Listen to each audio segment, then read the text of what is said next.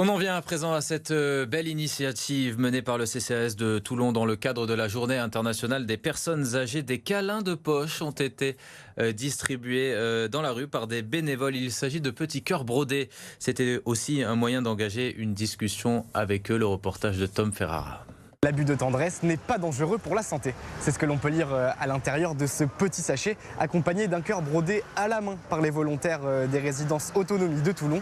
Et ces sachets sont donnés ici, au cours Lafayette et au marché du Mourillon, par une cinquantaine d'élèves de BTS et des membres du CCAS, avec pour objectif de créer du lien social. On sait que beaucoup de personnes âgées à Toulon vivent seules et ont besoin en fait d'être avec quelqu'un et de parler et de communiquer, quoi. Pour eux, c'est important, même pour moi, parce que, on va dire, je suis sur le terrain.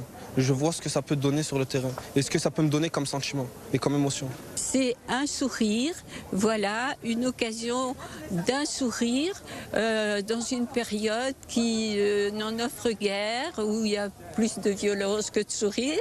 En échangeant avec les personnes âgées, l'idée est aussi de les accompagner pour éviter l'isolement. Et pour ce faire, elles peuvent contacter le numéro de téléphone du Centre local d'information et de coordination de Toulon, inscrit à l'arrière du sachet.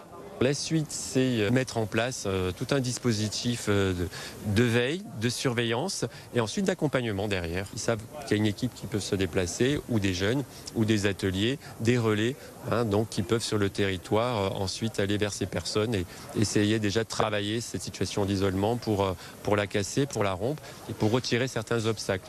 Sur les 12 000 câlins de poche fabriqués, plusieurs centaines d'entre eux ont été donnés ici tout au long de la matinée. La distribution se poursuivra jusqu'à dimanche à Toulon par les services de la ville, l'hôpital Sainte-Musse et la Croix-Rouge.